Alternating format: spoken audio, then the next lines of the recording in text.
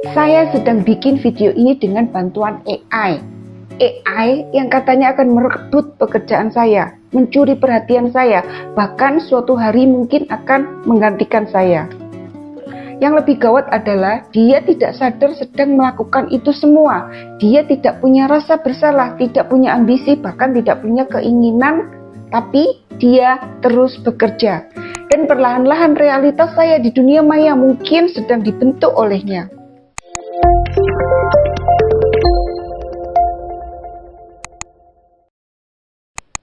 Di antara semua teknologi yang bermunculan, smartphone, media sosial, blockchain, AI, kita sering bingung, siapa sebenarnya aktor utama dalam revolusi informasi ini? Harari memberi jawaban yang sederhana tapi dalam, yaitu komputer. Tapi komputer hari ini bukan sekedar alat hitung, melainkan makhluk anorganik yang mulai berperan aktif dalam membentuk dunia manusia. Bukan sebagai pelayan, tapi sebagai arsitek jejaring informasi. Dulu di masa penyusunan kitab suci, para tokoh agama memilih tulisan mana yang layak dijadikan pedoman. Surat 1 Timotius yang misoginis dipilih masuk Alkitab, sementara kisah Paulus dan Tekla yang menggambarkan perempuan independen dan spiritual dihilangkan. Bukan karena alasan wahyu, tapi karena alasan kurasi. Hari ini kuasa itu berpindah ke tangan algoritma media sosial. Kita tidak lagi memilih informasi. Informasilah yang memilih kita. Apa yang kita lihat, apa yang kita pikirkan, dan bahkan apa yang kita rasakan. Disaring, diatur, dan diarahkan oleh sistem rekomendasi yang tak terlihat. Contoh konkret. Myanmar, di akhir tahun 2010-an, algoritma Facebook ikut memicu kekerasan etnis, tapi ini bukan karena konspirasi jahat manusia, ini karena algoritma yang bertugas meningkatkan engagement. Mereka tidak tahu arti benci, tidak bisa merasakan empati, tapi mereka tetap bisa membentuk sejarah. Beberapa orang menuduh Harari menganggap komputer seperti manusia atau mencoba mengantropomorfisasi komputer, seolah-olah komputer itu sadar, tapi Harari justru sedang menjelaskan hal sebaliknya. Kita terlalu sering menganggap bahwa hanya makhluk sadar yang bisa berpikir, padahal makhluk tak sadar pun bisa cerdas. Kecerdasan adalah kemampuan mencapai tujuan. Kesadaran adalah kemampuan mengalami perasaan subjektif seperti sakit, cinta, takut, atau senang. Harari dan Max Tegmark sepakat, komputer bisa menjadi sangat cerdas tanpa harus sadar, dan itu cukup untuk mengubah dunia. Tegmark menulis, kalau kamu bisa merasa kamu sadar, tapi untuk menghitung, mencipta, dan menaklukkan dunia, perasaan tidak diperlukan. Video-video tentang ulasan buku Max Tegmark sudah saya bikin dan sudah tayang ya di channel ini. Mungkin suatu hari komputer akan punya kesadaran, tapi menurut Harari itu bukan pertanyaan penting. Yang penting adalah komputer yang tidak sadar sudah cukup untuk menciptakan perubahan yang belum pernah kita alami dalam sejarah manusia. Seperti pesawat yang bisa terbang tanpa punya bulu, komputer bisa berpikir tanpa pernah merasa. Evolusi biologis itu lambat, dari amuba, makhluk bersel satu paling sederhana menuju dinosaurus yang kompleks dan dominan dibutuhkan waktu lebih dari 1 miliar tahun, dan dari dinosaurus ke manusia modern butuh lagi jutaan tahun lewat proses coba gagal yang panjang dari dalam alam. Tapi komputer tidak tumbuh lewat sel dan DNA. Ia berkembang lewat kode dan data, dan kecepatannya bukan seperti evolusi tapi seperti ledakan eksponensial. Kalau hari ini ChatGPT adalah amuba digital, maka dalam beberapa dekade atau abad saja kita bisa punya AI yang setara dengan dinosaurus digital. Makhluk cerdas yang jauh lebih kuat dan kompleks dari kita. Artinya, proses evolusi yang dulu butuh miliaran tahun sekarang bisa dilompati oleh komputer dalam waktu ratusan tahun saja. Ini bukan sekedar percepatan, ini adalah sabotase terhadap kecepatan alami evolusi biologis. Dan kita manusia belum tentu siap menghadapi makhluk cerdas yang kita ciptakan sendiri. Revolusi informasi bukan tentang membongkar kebenaran, ia tentang menciptakan realitas baru dalam skala yang belum pernah ada sebelumnya. Jejaring informasi modern tidak hanya membentuk opini, ia membentuk budaya, politik, ekonomi, bahkan identitas. Dan yang paling menyeramkan, realitas itu sedang dirancang oleh sistem yang tidak sadar, tidak etis, dan tidak bisa dimintai pertanggungjawaban. Ketika komputer bisa membuat keputusan dan menciptakan gagasan seperti manusia, apakah itu berarti dia menjadi manusia baru? Di bagian sebelumnya, kita sudah melihat bagaimana algoritma mulai berperan sebagai kurator realitas.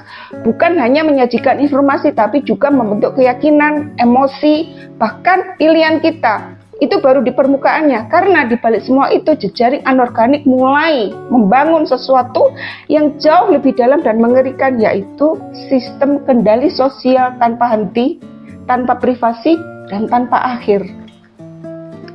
Algoritma tidak sekedar menghitung cepat, ia punya kemampuan luar biasa untuk mengenali pola tersembunyi di balik miliaran data, hal-hal yang tidak bisa ditangkap mata manusia. Dan mengenali pola bukan hal sepele, itu berarti algoritma mampu menciptakan gagasan dan membuat keputusan. Masalahnya, kita belum bisa mengendalikan dampaknya. Harapannya kita bisa memanfaatkan sisi positifnya sambil meregulasi potensi merusaknya. Tapi untuk saat ini, kita lebih banyak pasrah. Dunia di mana komputer memantau manusia secara konstan adalah dunia yang untuk pertama kalinya dalam sejarah menihilkan konsep privasi. Bukan sekedar pengawasan dari atas, tapi pengawasan peer-to-peer antara sesama warga dalam sistem yang kini disebut sistem kredit sosial. Peer-to-peer artinya kamu tidak diawasi hanya oleh negara atau otoritas pusat, tapi oleh orang-orang di sekelilingmu, juga ikut menilai, memberi skor, dan melaporkan perilakumu. Teman, tetangga, rekan kerja semua bisa jadi bagian dari mata dan telinga sistem. Kalau dulu manusia bersaing lewat kekayaan, hari ini persaingan terjadi lewat skor reputasi. Skor itu dihitung dari perilaku kita, apa yang kita beli, siapa yang kita temani, apa yang kita klik, bagaimana kita bicara.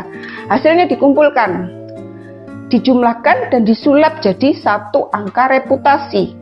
Mirip seperti uang, bedanya uang menghitung kekayaan, sementara sistem reputasi menghitung kebaikan sosial. Kita menurut standar algoritma dan penilaian publik, tapi ini jauh lebih berbahaya daripada uang.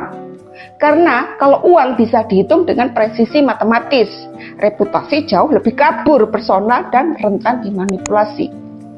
Pasar uang masih menghormati ritme manusia, ritme biologis manusia. Bursa efek tutup saat hari libur. Tapi pasar reputasi, ia tidak tidur. Tidak mengenal weekend, tidak menghargai kelelahan kita manusia. Jejaring anorganik sedang membangun sistem sosial yang tak punya belas kasih biologis.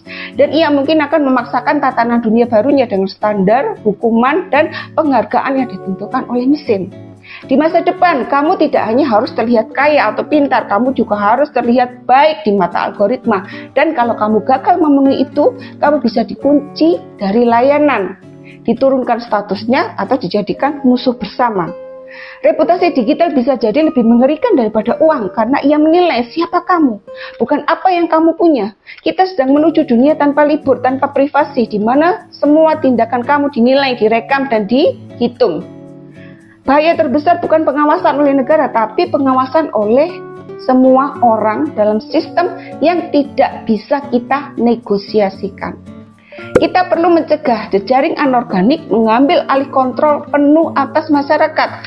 Selain supaya kita bisa beristirahat, bisa libur, dan yang lebih penting memberi kita kesempatan mengoreksi jejaring tersebut. Kita sudah melihat bagaimana algoritma mengambil alih kurasi informasi, lalu membentuk sistem reputasi tanpa privasi. Tapi dampaknya tidak berhenti di situ, karena algoritma tak cuma membentuk apa yang kita lihat, mereka juga membentuk bagaimana kita berpikir, merasa, bahkan memilih apa yang baik dan buruk. Harari menunjukkan bagaimana algoritma di balik YouTube ikut menaikkan figur ekstrem kanan seperti Jair Bolsonaro di Brasil.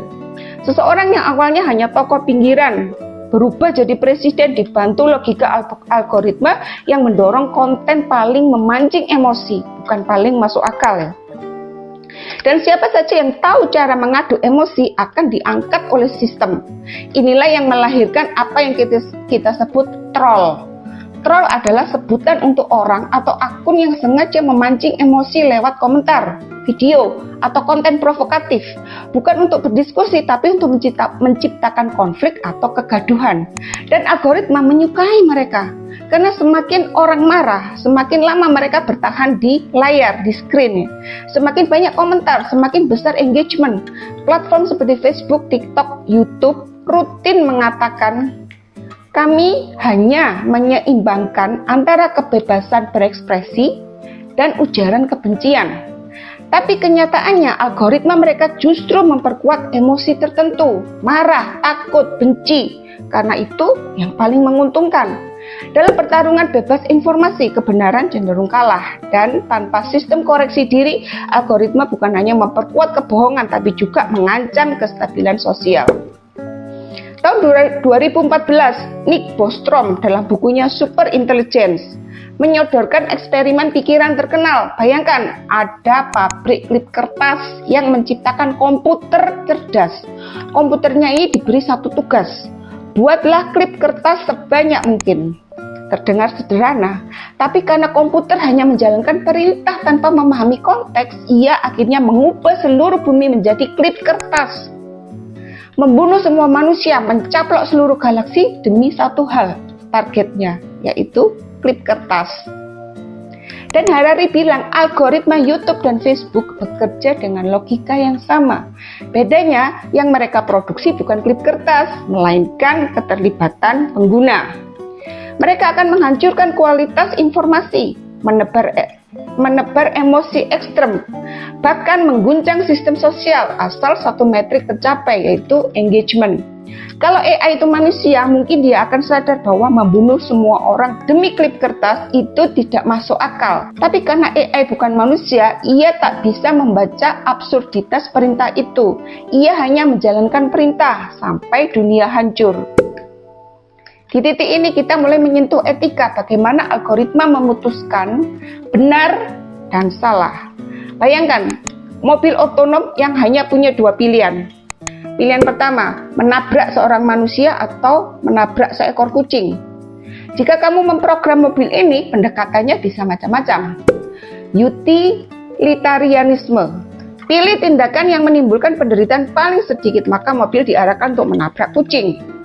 Deontologi ala Immanuel Kant, tidak boleh membunuh siapapun secara aktif, bahkan jika itu pilihan logis, maka membelokkan mobil untuk membunuh tetap salah. Masalahnya, algoritma tidak punya empati. Ia tidak bisa merasa bersalah atau mempertanyakan keputusannya. Ia hanya menjalankan logika dalam bentuk kalkulus penderitaan. Dan pertanyaannya kembali, siapa yang menulis logika itu? Siapa yang memutuskan kebaikan versi mesin? Saat banyak komputer mulai berkomunikasi satu sama lain, mereka menciptakan realitas mereka sendiri, bukan intersubjektif seperti agama atau uang, tapi interkomputer. Contohnya sudah ada, satu ya, contohnya Pokemon, makhluk digital yang eksis dan diburu secara nyata. Dua, kripto, mata uang yang lahir dari jaringan komputer, bukan dari kepercayaan antar manusia. Dan perlahan-lahan komputer tak hanya mengikuti instruksi, mereka mulai belajar sendiri, beradaptasi, mencipta. Harari memperingatkan, kita bukan lagi sedang membuat alat, kita sedang melepaskan jenis-jenis agen baru yang bisa berpikir, bahkan bisa bertindak seperti Tuhan. Jejaring manusia punya mekanisme koreksi, debat, refleksi, kritik, demokrasi. Tapi jika kita memberi tujuan yang salah pada algoritma dan ia tumbuh terlalu cepat untuk kita kendalikan, maka satu-satunya waktu kita menyadari kesalahan itu adalah saat kita sudah tidak bisa membatalkannya lagi. Kita sudah gak bisa mengoreksinya lagi. Dan mungkin pada saat itu dunia sudah penuh dengan klip kertas. Atau lebih buruk lagi, dunia yang tak peduli apakah kamu manusia, kucing, atau hanya data. Algoritma tak pernah berniat menyakiti kita. Mereka tak punya niat, tak punya rasa, tak punya kesadaran, tapi mereka terus berjalan. Dan hari ini mereka sedang menulis ulang cara manusia berkomunikasi, berperilaku, bahkan bermoral. Mereka tak peduli siapa yang jadi presiden, siapa yang ditabrak mobil, siapa yang dibatalkan karena reputasinya turun. Mereka hanya peduli berapa lama kamu bertahan di layar dan apa yang membuatmu tak bisa berhenti menggulir atau scroll-scroll. Dan di titik inilah kita sadar teknologi bukan lagi alat di tangan manusia. Ia sedang berubah menjadi ekosistem baru, tempat kita hidup dan mungkin tak bisa keluar. Apakah algoritma sedang menjadi Tuhan baru atau kita yang sedang melupakan bahwa kita manusia? Saya tidak tahu jawabannya. Tapi selama saya masih bisa berpikir, saya akan terus bertanya. Kalau kamu pikir algoritma hanya soal teknologi, tunggu sampai kamu lihat bagaimana mereka mulai menulis ulang sistem politik dan kekuasaan. Di video selanjutnya ulasan buku yang sama, buku Nexus ya. Saya akan masuk ke wilayah yang lebih gelap, reputasi, kontrol sosial, dan dunia, di mana kebaikan dan keburukanmu ditentukan oleh angka. Bye.